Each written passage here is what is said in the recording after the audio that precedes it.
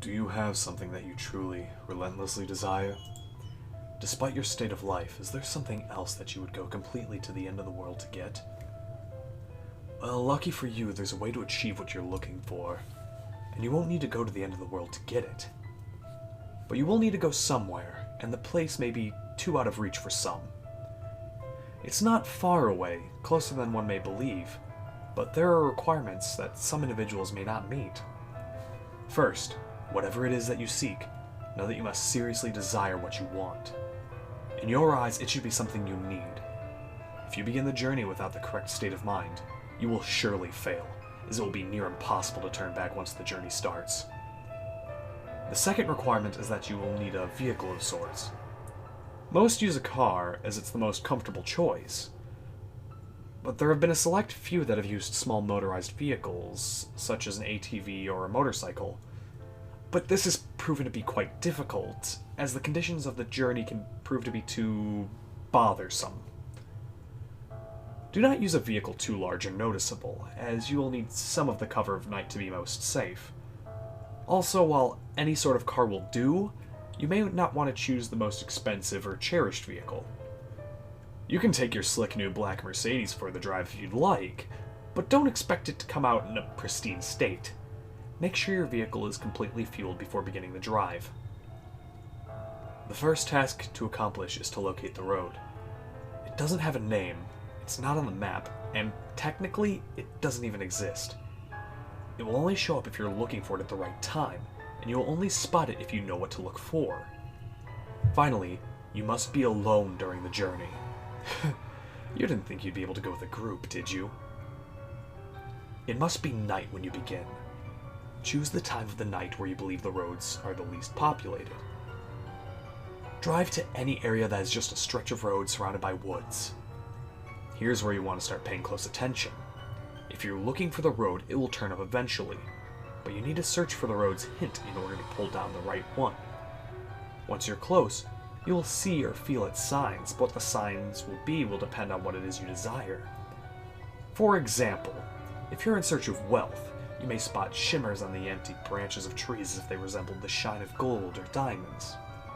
If you seek love, you may begin to see rose petals slowly dance in the light breeze, blowing in the road's direction.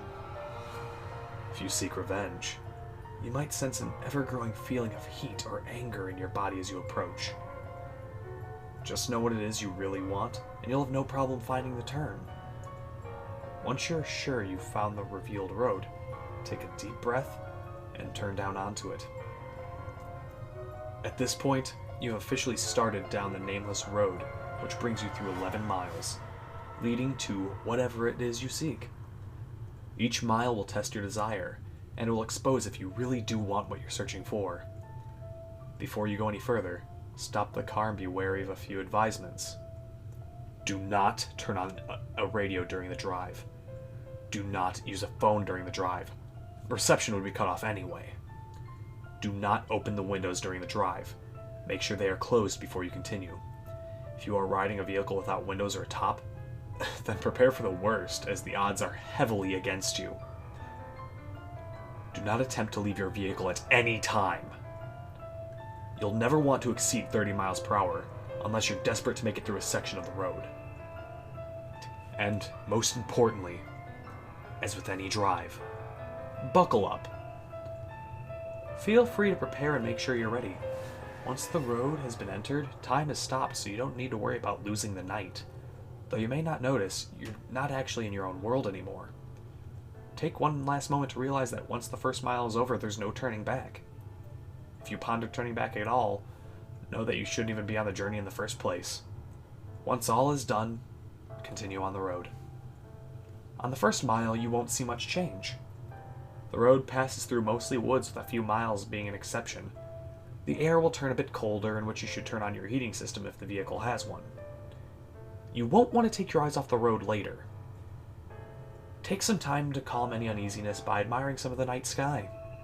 You'll see it completely aligned with stars, more than what you would ever believe possible. If the weather was cloudy beforehand, you'll also notice that the sky is now clear. On the second mile, the air will become even colder. This is primarily the reason why traveling in an open vehicle is very difficult. With each mile, the air will drop in temperature even if the season should be warm. If the air is too cold to bear, even with the heat on, your only option is to speed up. With each mile, the road also becomes more complex, taking more turns and showing an increasing amount of road hazards. Be sure to always keep focused on the road in front of you in order to avoid as many bumps or obstacles as possible. And hitting a few rocks and potholes won't hamper your progress too much, but you'll want to be in the best condition for as long as possible. If your vehicle is forced to stop because of damage, then there's nothing left that you can do but eventually freeze to death. On the third mile, you may begin to spot silhouettes of human figures in the linings of trees. Pay no attention to them, even if they seem to get closer. It will be hard to resist peeking at their unnerving, distant appearance, but know that they will reveal themselves later. At this mile, the road will become dirt if you weren't driving on it in the beginning. Keep to the center of the path, as it will become narrow and wide at random intervals. On a quick side note, should you ever attempt to turn around, despite the previous warnings, you'll be left on a path which never ends. You would simply run out of fuel and eventually be left to freeze in the cold conditions. On the fourth mile, you will not only see more of the figures, but you will begin to, in a sense, hear them. In the back of your mind, a very faint, unintelligible whisper will echo. These will come and go, but you really can't stop them. If they become bothersome or distracting, try and tune them out by thinking of what it is you desire. Attempting to listen and determine what the voices are saying will only attract them to you, and you want them to be as far away from them as you can. They'll be closer later, so there's no use bringing them near you this early. On the fifth mile, you'll come to a clearing. The lining of trees to your left will disappear to reveal a lake with no end, with a beaming great moon over the water. The illumination from the moon will be so spectacular that the vehicle's headlights will no longer be required. Restrain yourself from gazing at it.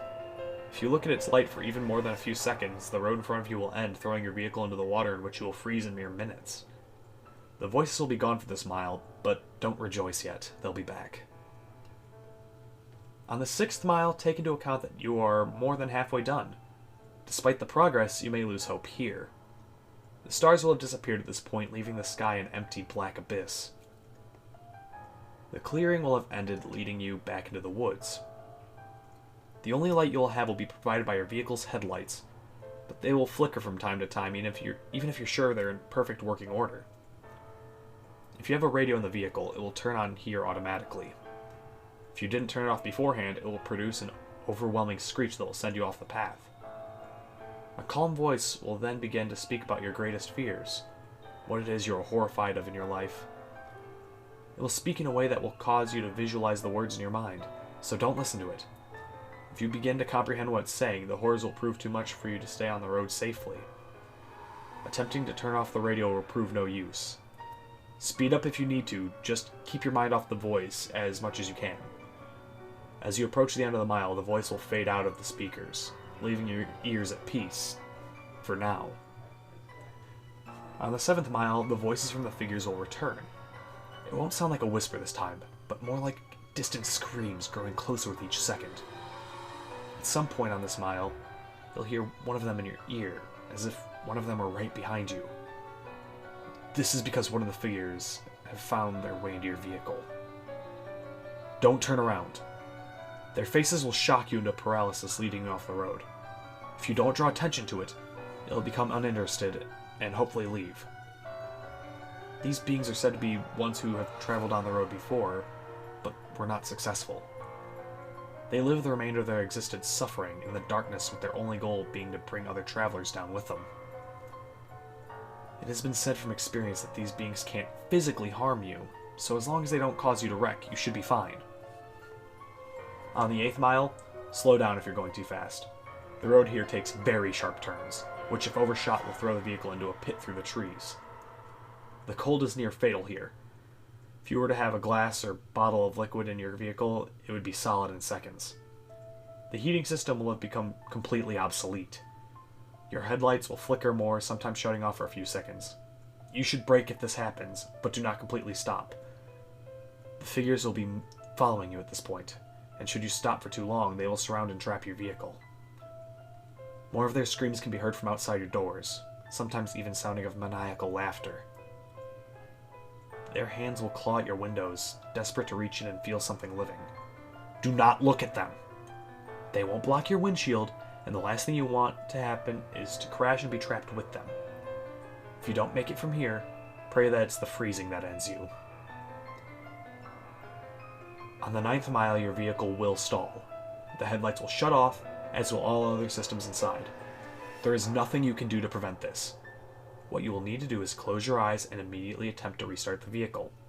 Keep your eyes closed, as the figures will have surely surrounded you at this point. The starting of the vehicle will frighten them, and they will all back away temporarily. This will give you a chance to start moving forward again. If you begin to hear the windows crack from their struggle, don't lose focus. The beings can alter the vehicle, but remember that they still do not have the strength to physically affect you. You will hear nothing but their voices rampage in your mind, and there could be anywhere between a dozen or 100 after you now. Once you start the vehicle, floor it. Floor it so long as you can stay on the path. When the mile's done, the beings will retreat. On the 10th mile, the voices of the beings will stop. If you were to look in your rear view mirror, which don't actually do this, you'll see them following you, but not as if they were chasing. They're watching you, as if they're seeing you off. As you go down the 10th mile, the road will be smoother, as if you were back on the 1st mile. The figures will be lining the sides of the path ahead of you. They won't be after you, but they will watch you as you pass. Some have theorized that the beings are impressed here, that you've come a long way on the journey to what you desire. This is false.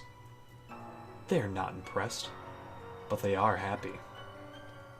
They are happy you're about to approach the next mile. They are happy because you are most likely going to your death. On the 11th and final mile, everything in your vehicle will lose power, as it did on the 9th mile. The vehicle will normally be immobile, but you will still be moving. An unknown force will be pulling you forward. In the darkness, you will see a glowing red light up ahead, as if it were a light at the end of a tunnel. Close your eyes and cover them. Do whatever it takes to make sure you do not see what you're about to go through.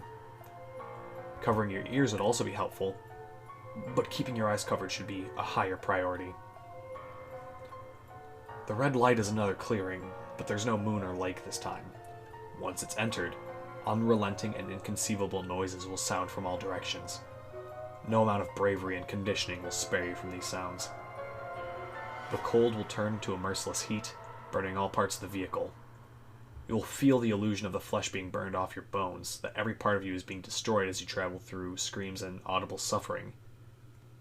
As long as you keep your eyes closed and resist the urge to see where you are, you will survive through the suffering. This will last a total of 31 seconds, but many fail to keep their vision closed during that time and are left to the worst fate of the road. Where is this mile located?